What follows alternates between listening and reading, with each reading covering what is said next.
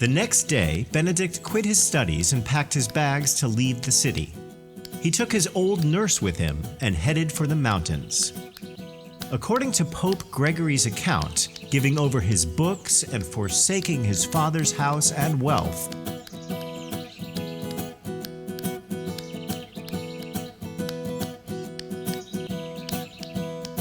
Where are we going, Master? I don't know. All I know is that I have to get away from the city. Rejecting all the corrupt and depraved environment of the city, Benedict went to Afil, a small village near the mountains east of Rome.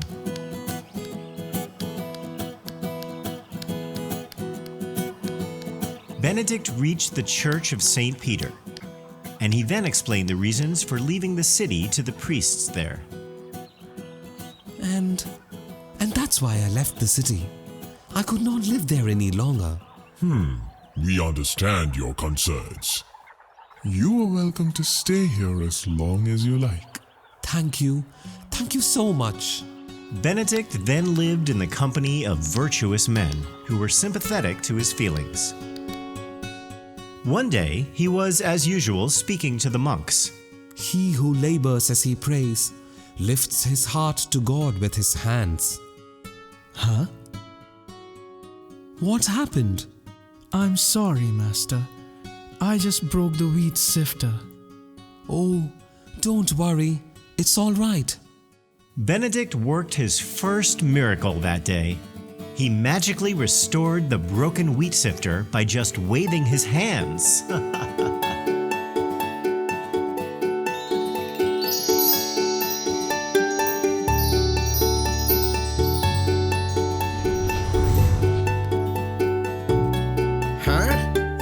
It's a miracle. Master, how did you do that? Yes, that man must be a divine person.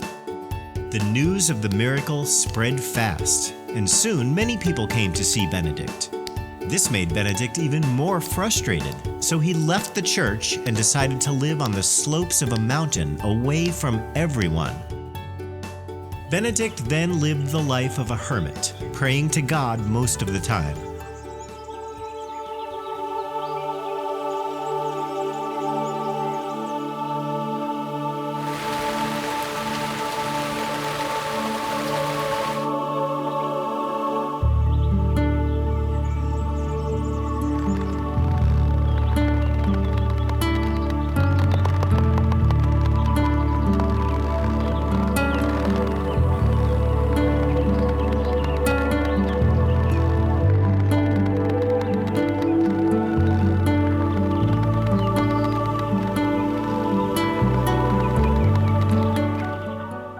One day, when he came to the river nearby, some shepherds caught sight of him.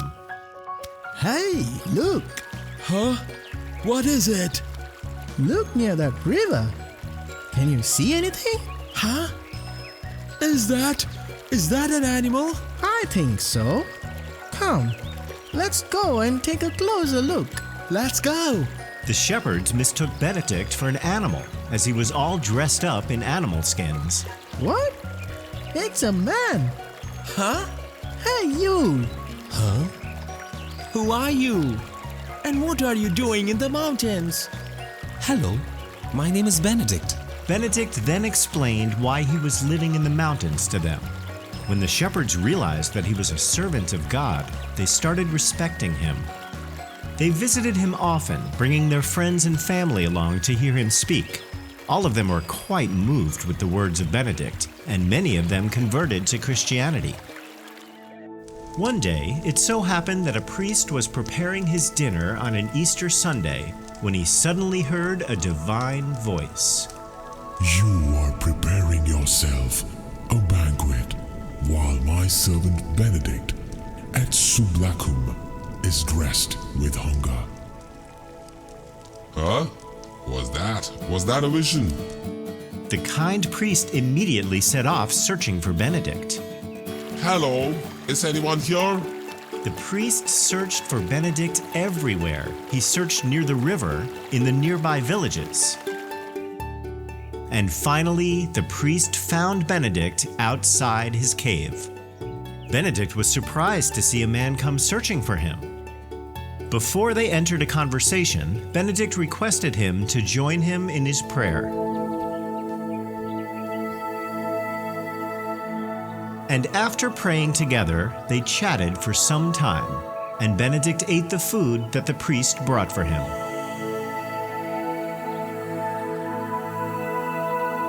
From that day, many others climbed their way up the steep cliff. They carried small offerings of food with them when they came to visit Benedict.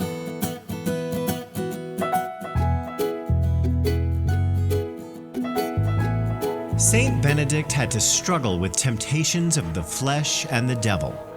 One of these struggles is described by Saint Gregory. On a certain day when he was alone, the tempter presented himself. A small dark bird, commonly called a blackbird, began to fly around his face and came so near to him that if he had wished, he could have seized it with his hand. Benedict realized that this was the devil in disguised form. But on making the sign of the cross, the bird flew away.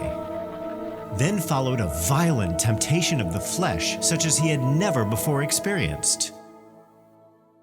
The evil spirit brought before his imagination a woman whom he had formerly seen, and inflamed his heart with such vehement desire at the memory of her that he had very great difficulty in repressing it. The memory was so strong that he even thought of leaving the solitude.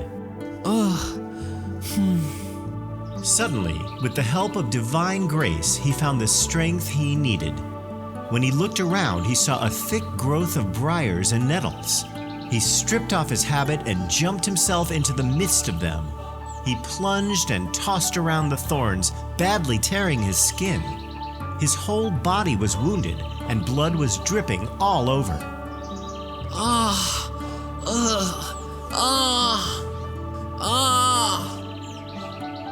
Through those bodily wounds, he cured the wounds of his soul.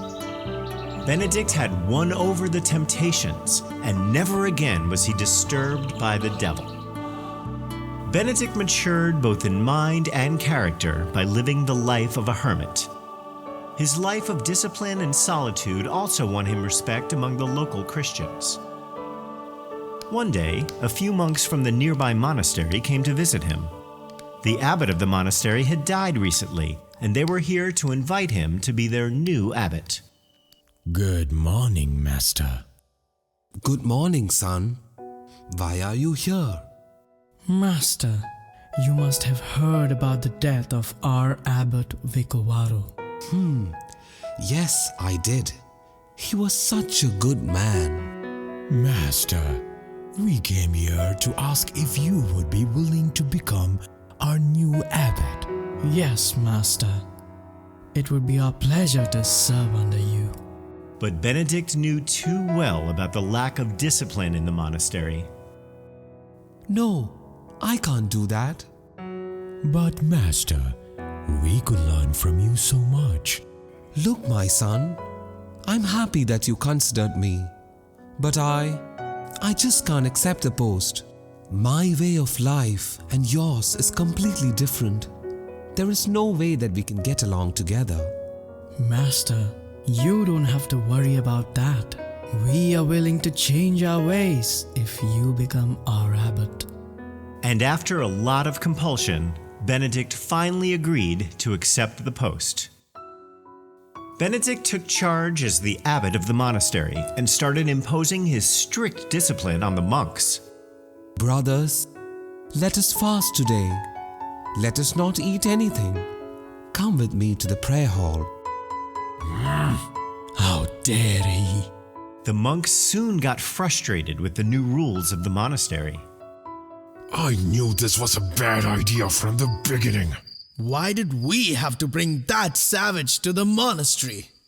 We had such a good life here. And now, What does he think of himself? We must get rid of him quickly. Hey, I have an idea. What? What is it? The monks got tired of the strict rules of Benedict. so they decided to poison him. Please drink this, Master.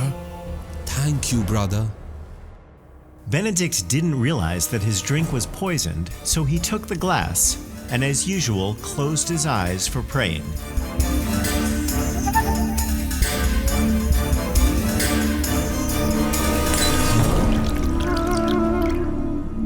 What? Huh? It was poisoned, wasn't it? We are sorry, Master. Why did you have to plot this wicked thing against me? Didn't I tell you before that my ways are not the same as yours? Now go and find another abbot. After what you have done, I can no longer stay here. Benedict then returned to his cave and started living again in solitude. However, many people attracted by Benedict's sanctity and character came to Subiaco to seek his guidance and learn the true way of monastic life. Over the years, he started 12 monasteries in the valley. He appointed different superiors for each of his monasteries. He also constructed many schools for children.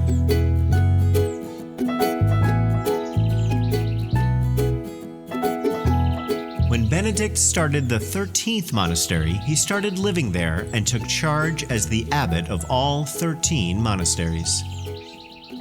Benedict's fame spread rapidly. People came all the way down from Rome to visit him. It was during this time that he was entrusted with the responsibility of taking care of Maurice and Placidus, who later on became the two gems of Benedictine family. Once it so happened that there was a severe scarcity of water in the valley. The monks who lived in the monastery had no water to drink and do their chores.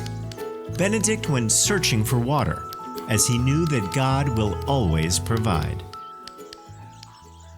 Now climb that rock and you will find water on the other side. Huh? Are you sure, Master? Do you doubt me? I'm sorry. I will go and see, Master.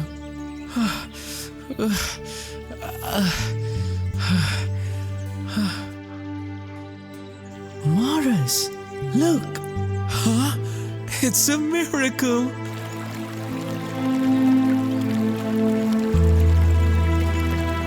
It's a miracle!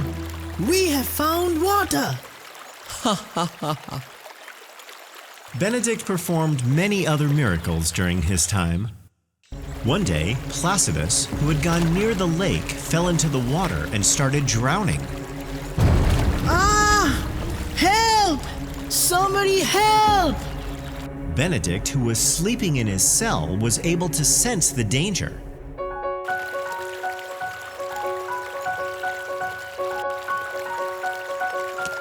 He ran to meet Maurice and asked him to go and help Placidus. But, Master, even if it's true, how will I save him? I don't know how to swim. Don't worry about that. You will be able to walk on water. Now hurry, go now. I'm going, Master. I'm able to walk on water. It was another miracle. Maurice walked on water, and Placidus was saved that day. But not everyone was happy with what was going around.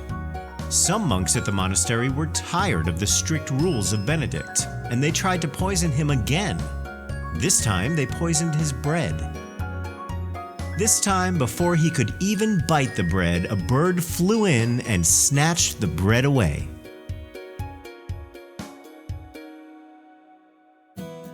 Benedict performed many miracles in his lifetime, including raising a boy who was dead. It so happened that there was an accident while they were constructing a wall.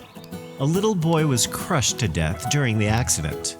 But Benedict raised him from the dead, healing his utterly destroyed body. The boy was completely healed, and he started helping at the site immediately.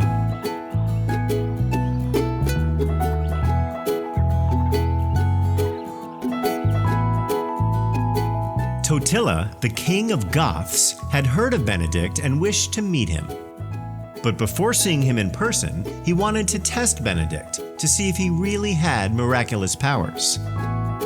One day, he asked his guard to dress in his usual attire and sent him with 3 escorts to visit Benedict. But Benedict was not fooled. My son, take off what you are wearing. It does not belong to you. Huh? But how did you know? The guard was dumbfounded by Benedict's wisdom, and he hurried back to his king to report the news. Totila himself visited Benedict, and he was so inspired that he knelt before him in awe. Benedict warned Totila that he had done much evil and he should change his ways to at least end his life in honor. He foretold that Totila would enter Rome, cross the sea, and would go on to reign for 9 years, after which he will die. It happened exactly as Benedict had foretold. Totila did go to Rome, and then later sailed to Sicily. In 10 years, he lost his crown, and like Benedict predicted, he died. Benedict spent the final years of his life seeking to realize the ideal of monasticism in a communal setting. In order to create unity and formalize the discipline, he drew up his famous rule. According to the tradition, Saint Benedict died on March 21st, 547. He foresaw his coming death, and he informed his close and faraway disciples that his death was near. 6 days before dying, he had the grave which he was supposed to share with his deceased sister, Saint Scholastica, opened. He asked the monks to take him to the oratory, where, after taking his last Holy Communion, he died supported by the monks.